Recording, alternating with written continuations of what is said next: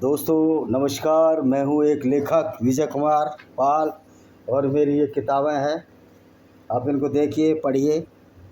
दोस्तों आज हम जो चर्चा करेंगे वो अंबानी के ब्लेंडर ऑफ ब्लास्फेमी है। एक किताब, इस तरह मेरी 10-12 किताबें भाई विजय कुमार पाल, आप देख लेना, गूगल में मिल जाएगी। तो पहले तो मैं ये कहना चाहता हूँ कि अंबानी का रिश्ता मोदी जी से क्या है या किसी और पॉलिटिकल लोगों से क्या है। देखिए ये बिजनेसमैन है, इनके सबसे रिश्ते होते हैं, इनके कांग्रेस से भी रिश्ते हैं। इनके पिताजी जो धीरू भाई अंबानी थे वो कांग्रेस के ज़माने में फले फूले। तो ये विचार तो आप दिमाग से निकाल दें हैं कि कोई भी राजनेता इनकी शरण में नहीं गया। राहुल गांधी नहीं गया, उसके बहुत सारे कांग्रेसी नेता शरण में गए। अब उसकी मजबूरी थी, उसको नहीं जाना था कि कोई बुराई कर रहा था।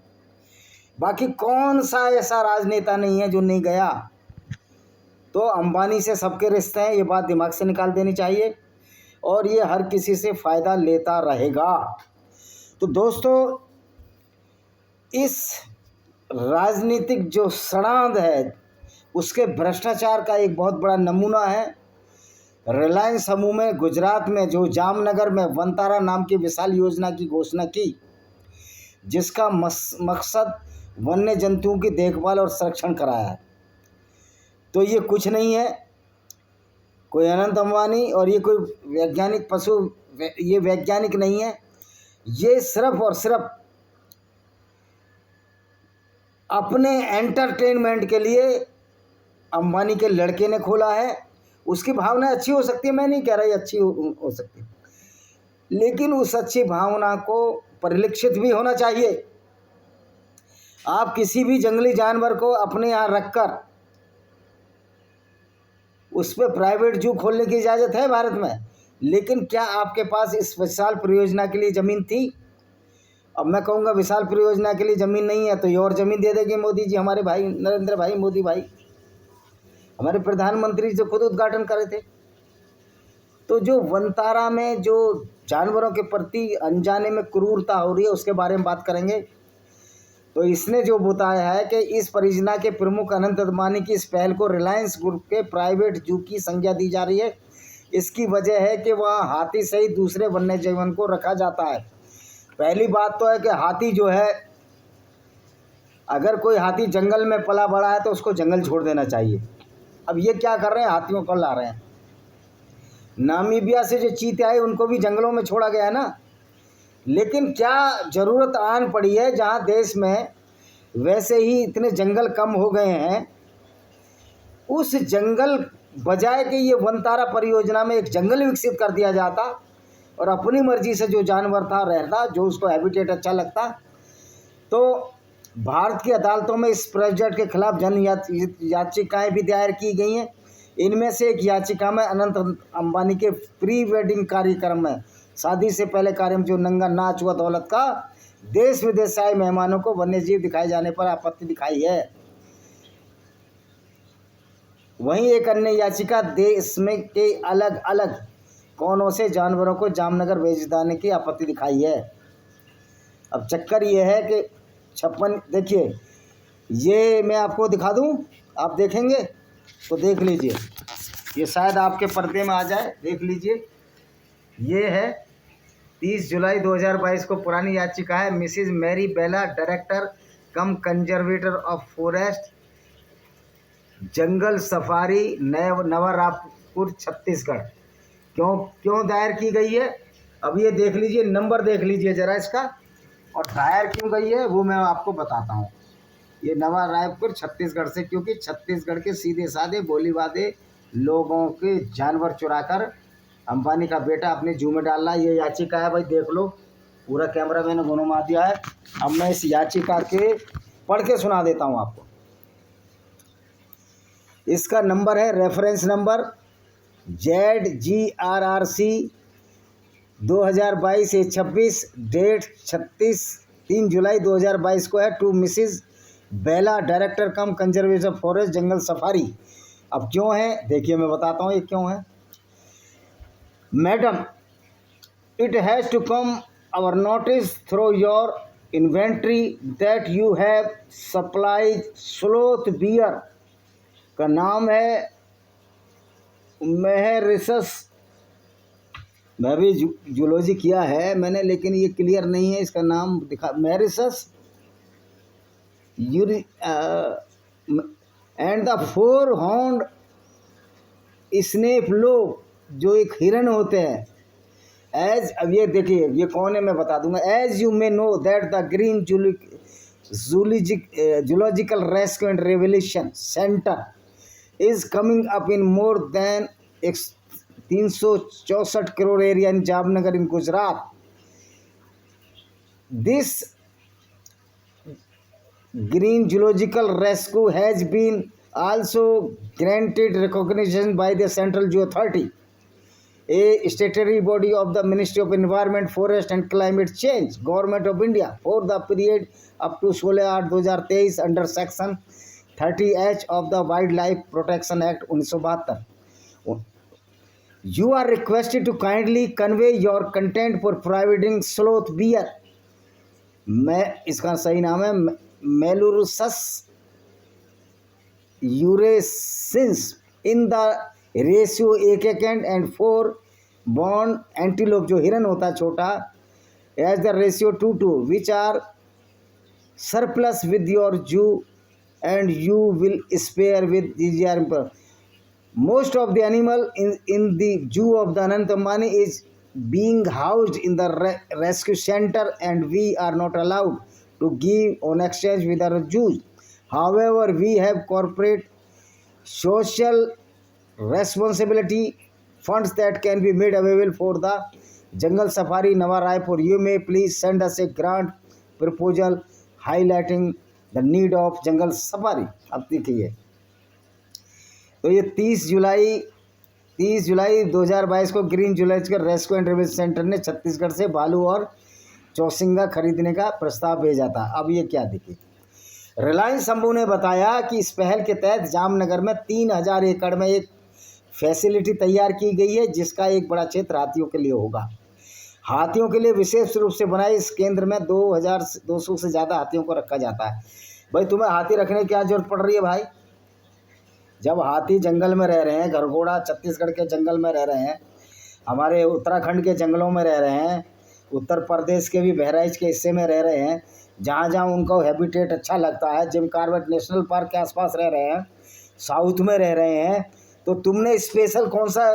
और मज़े की बात है, हर जानवर का हैबिटेट एक जैसा नहीं होता, तो तुम तो सारे जानवर एक साथ रख रहे हो, तो वेयर हाउसिंग कर रहे हो क्या जानवरों की? वेयर हाउसिंग भी नहीं है तो स्टोरेज कर रहे हो आप, जहाँ डेड लोगों की तरह इनको रख रहे हो। हाथियों के लिए विशेष रूप से बनाए इस केंद्र में 200 से ज़्यादा हाथियों को रखा जाएगा। इन हाथियों की देखरेख में 500 से ज़्यादा प्रशिक्षित कर्मचारियों को लगाया जाएगा। इनमें जानवरों के डॉक्टर से लेकर बायोलॉजिस्ट, पैथोलॉजिस्ट और न्यूट्रिशन आदि शामिल है। वहीं अन्य जानवरों के लिए 650 एकड़ में बचाव और पुनर्वास केंद्र बनाया गया है। इससे भारत के साथ दुनिया भर से बचाए गए जानवरों के इलाज और पुनर्वास जैसे इंतजाम किए जाएंगे। इस केंद्र में 2100 से ज़्यादा कर्मचारियों को तैनात किया जाता। अब ये बताइए, जो जानवर जंगली हैं, रेस्क्यू सेंटर आपने बनाया है, आप इलाज करिए, उनको जंगलों में छोड़िए। सवाल यह है कि भारत में अब तक इंडस्ट्रियल फ़ायदा पहुंचाने के लिए किसानों की ज़मीन महंगी एक्वायर की गई, जंगल काटे गए, और मज़े की बात है ऐसी बहुत सी यूनिट हैं पूरी देश में जहां आप कोई फैक्ट्री नहीं है, चाहे वो जिंदल एरिया हो मेरे गांव के पास का, गाज़ियाबाद का डासना के आगे, या छत्तीसगढ़ में जो आपका एरिया है जो तिफरा इंडस्ट्रियल एरिया, उसमें भी बहुत सारी फैक्ट्रियां बंद है। ये तो 2 उदाहरण मैंने बताए जहाँ जहाँ मैं रहा हूँ। यही रायगढ़ का हाल है, जहाँ जहाँ मैं रहा हूँ वहाँ की बात बता रहा हूँ। यही मुरैना इंडस्ट्रियल एरिया जो एबी रोड पर है, उसमें भी बहुत सारी फैक्ट्रियां बंद हैं। वो महंगी किसानों की ज़मीन आपने उन बिजनेसमैनों को दे दी जिसका वो कोई उपयोग नहीं कर रहे। एक बिल्कुल सिंपल सी लीज दे रहे हैं जो 1500 या 2000 होती है, 3000 होती है, 50,000 होगी, और उसका अन्य उपयोग कर रहे हैं। तो इस तरह से कोई भी राजनीति हो, किसानों को और जंगलों को सरकार ने बर्बाद किया है। अच्छा जी, और क्या है? रिलायंस समूह ने बताया कि इस रेस्क्यू सेंटर में 300 से ज़्यादा तेंदुए, बाघ, शेर और जगुआर आदि हैं। मैं ये कहता हूँ भैया, जो तेंदुआ है उसको वहाँ जंगल में छोड़ो। अनंत अंबानी जी क्या कर रहे हैं? क्या तेंदुओं का क्या दोस्ती करनी है आपको? अब तो इतने मोटे भाग भी नहीं पाएंगे अगर तेंदुआ आप पर अटैक कर दे। बाघ यानी टाइगर, शेर, लॉयन, अब लॉयन तो बचे ही नहीं है। लॉयन तो गिरी फॉरेस्ट में रहने चाहिए, तुम क्यों जामनगर में लेकर आ गए हो? इसके साथ ही 300 से ज़्यादा हिरन, 12 से ज़्यादा सरीसृप, मगरमच्छ, सांप और कछुए हैं। अब बताओ सांप की क्या ज़रूरत है? मगरमच्छ का हैबिटेट तो पानी है, समुद्र है, चंबल नदी है, तो तुम वहाँ पानी क्यों पानी बना रहे हो? फालतू का काम क्यों कर रहे हो आप? तुम सिर्फ अपने पैसे के दम पर अपने शौक पूरा कर रहे हो। तुम्हारा कोई इरादा जानवरों की सुरक्षा का नहीं है, वो तुम्हारी मजबूरी है जानवरों का इलाज कराना। फिर तुमसे कौन कह रहा है तुम जानवरों का इलाज कराओ? क्या देश में डॉक्टर नहीं है जानवरों के? वेटरनरी डॉक्टर्स नहीं है? तुम्हारी क्या क्वालिफिकेशन है जो तुम जू खोलोगे और डॉक्टरों को इलाज कर सकोगे? यानी कि जो पैसे का जो नंगा नाच है ना, जो आपने अनिल अंबानी की शादी में देखा, ये भारतीयों के, गरीब भारतीयों के मुंह पर तमाचा है। और इसमें जिनको तुम पिक्चर देखते हो, क्रिकेट मैच और धोनी को, इसको फलाने को, भाई इनको देखना बंद करो। ये तुम्हारे खून के प्यासे लोग हैं, ये अपने फायदे के लिए हैं। वह सब नाच रहे थे, पूरा बॉलीवुड नाचा हुआ था। उससे गरीब आदमी को क्या घंटा मिला? क्या मिला उससे? खैर, आज इस तरह कुल 43 प्रजातियों के जानवरों की संख्या 2000 से ज़्यादा है।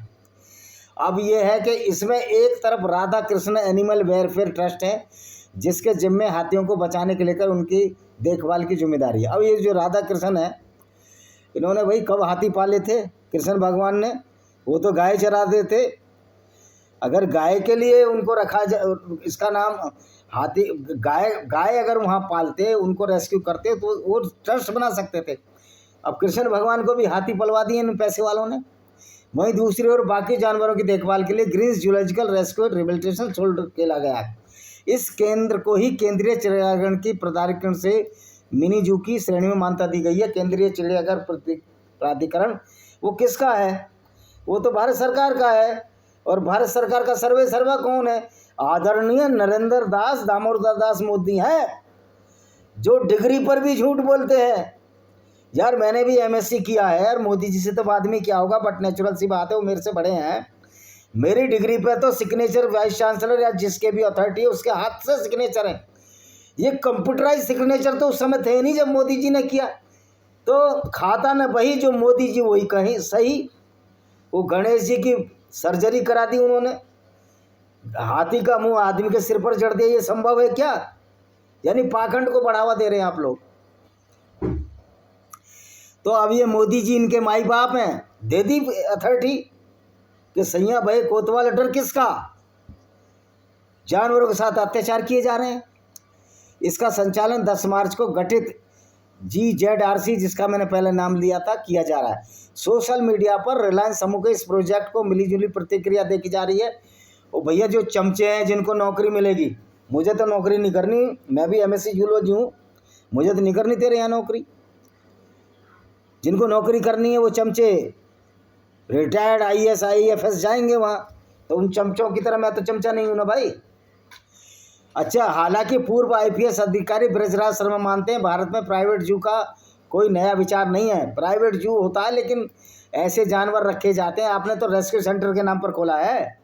अब प्राइवेट जू की जरूरत क्या है? देश में इतने सारे चिड़ियाघर हैं, वहीं से भूखे मर रहे हैं। और फिर इतना जंगल घेर लिया प्राइवेट जू के नाम पर। देश में वैसे ही जगह की कमी है। जहाँ 25-25 गज में दिल्ली राजधानी और बॉम्बे में लोग रह रहे हैं, एक के ऊपर एक रह रहे हैं।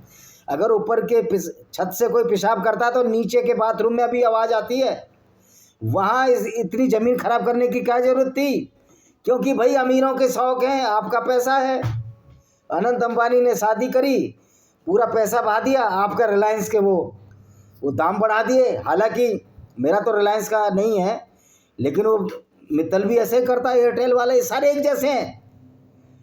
ये सारे ही लंका में 52 गज के हैं और मोदी जी उनके सरताज हैं। तो ब्रज शर्मा जी, आपको नौकरी करनी होगी, आप करिए।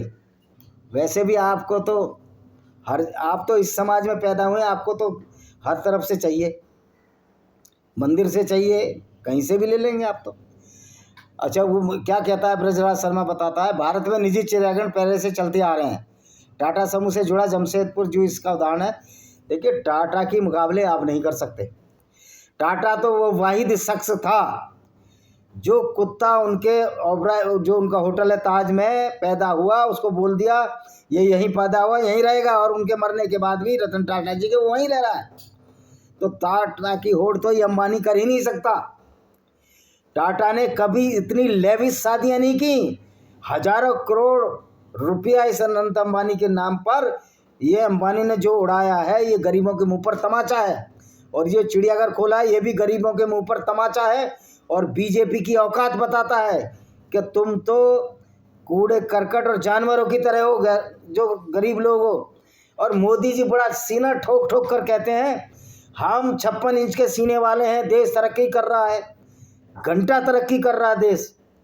आपकी इकोनॉमी आगे बढ़ रही है, इकोनॉमी का टर्नओवर को इकोनॉमी बोलते हैं। लेकिन मैं ये पूछना चाहता हूं कि 140 करोड़ में अगर तुम 5वें नंबर पे हो, तो वो जो देश, जो जापान अभी आपसे आगे है, उसकी आबादी कितनी है? उसकी आबादी कितनी है? 3-4 करोड़ जो भी होगी, मुझे परफेक्ट मालूम नहीं है, मैंने पढ़ा नहीं। तो 4 करोड़ आबादी तुम्हारी, 140 करोड़ आबादी, 35 गुना। तो आपकी इकोनॉमी तो जापान से 35 गुनी ज़्यादा होनी चाहिए थी। तो ये जो इकोनॉमी बढ़ रही है, स्पीड से बढ़ रही है, देश अमीर हो रहा है, ये सब गुप्पे अब लोगों की समझ में आ गए हैं। अगर इकोनॉमी इतनी अच्छी बढ़ रही है तो 70-80 करोड़ लोगों को राशन क्यों दिया जा रहा है? यानी कि उनकी कैपेसिटी नहीं है कि वो राशन खरीद सकें। पेंशन की दी जा रही है 2,500 हज़ार। क्या 2,500 में गुजारा हो जाएगा? क्या उनका स्टैंडर्ड बढ़ा सकते हो? जहाँ लाखों रुपए आप पेंशन भत्तों के ले रहे हो, अंबानी की शादी में जा रहे हो, तो शर्म आनी चाहिए आप लोगों को। तो प्रधानमंत्री एक आइकॉन होता है किसी भी देश का, वो फिर निजी नहीं रह जाता। अगर वो किसी उद्योगपति की शादी में रहता है, उसकी औकात शून्य हो जाती है। अपनी गरिमा का ख्याल रखना चाहिए। अब सवाल ये उठता है, भारत में इस तरह के चिड़ियाघर कैसे खोले जा सकते हैं? भारत में चिड़ियाघरों को मान्यता देने वाली संस्था कौन सी है? केंद्रीय चिड़ियाघर प्राधिकरण के मेंबर सेक्रेटरी रहे ब्रजराज शर्मा इसका उदाहरण देते हैं। वे कहते हैं भारत में किसी तरह का चिड़ियाघर खोलने, उसे चलाने के लिए केंद्रीय चिड़ियाघर प्राधिकरण से मान्यता लेना जरूरी है। मैं कहता हूं तुम मेरे को ज़मीन दो, जैसे अंबानी को फ्री में ज़मीन बांटी है, मेरे को दो। उत्तर प्रदेश में दो, छत्तीसगढ़ में दो, मध्य प्रदेश में दो, मैं उससे बढ़िया जू चलाऊंगा। मेरे पे मास्टर डिग्री है जूलॉजी की, दो मान्यता मैं लिख के भेजता हूँ। मेरे को ज़मीन दो फ्री में, लीज पे 1 रुपये लीज पे दो मेरे को।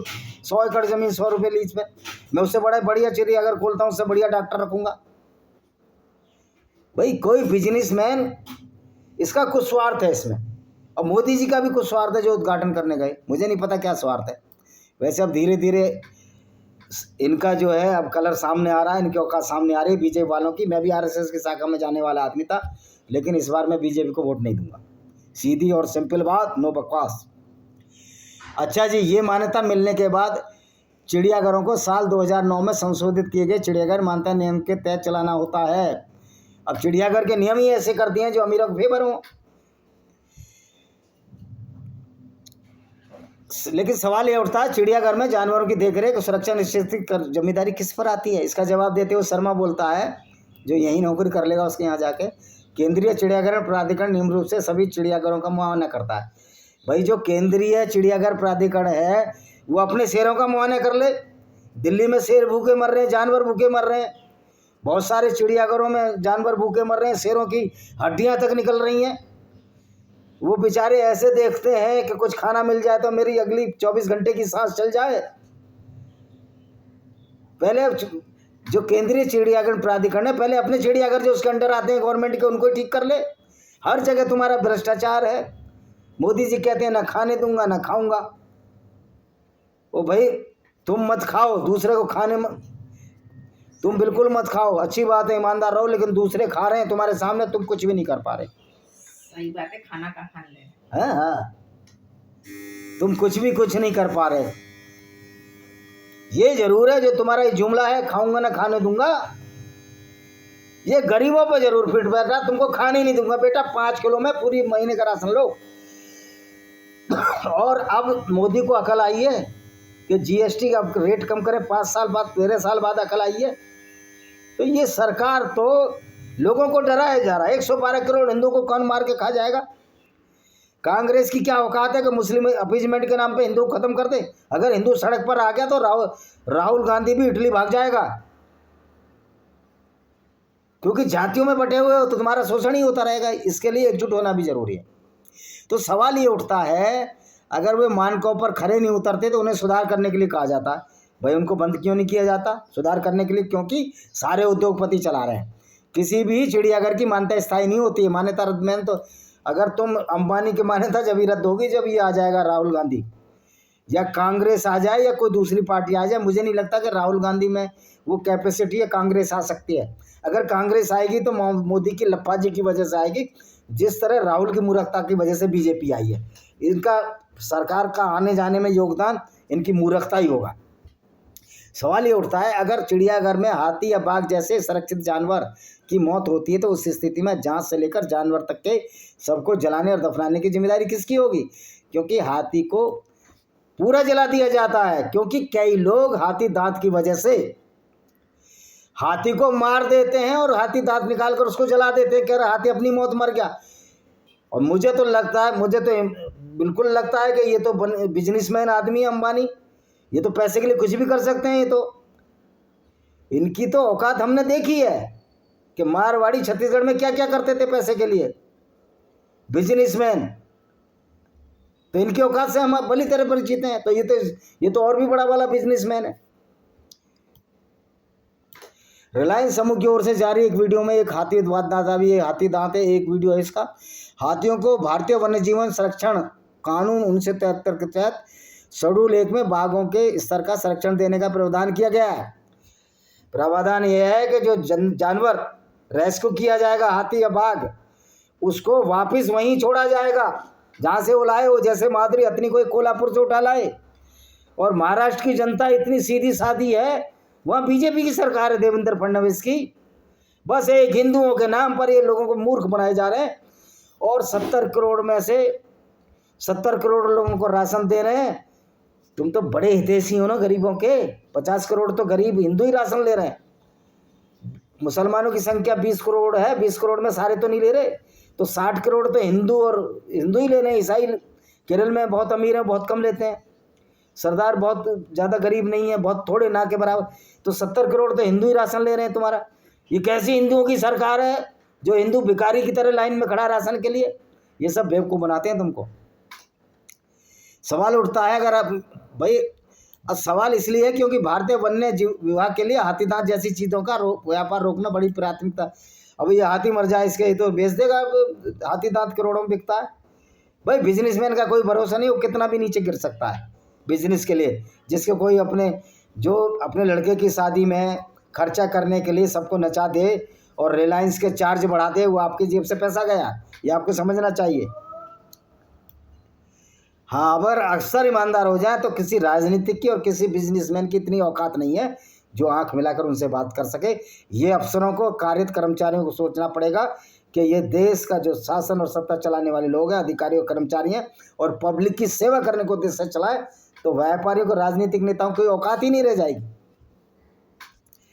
अब इसके सवाल पर ब्रजराज शर्मा कहता है इसके लिए तय प्रक्रिया है। वो तो हमें पता है यार, तय प्रक्रिया तो कोई नया है क्या? वन्य जीव संरक्षण नियम के अनुसार पूरा हाथी अगर मर जाए तो दांत समेत जलाना पड़ता है।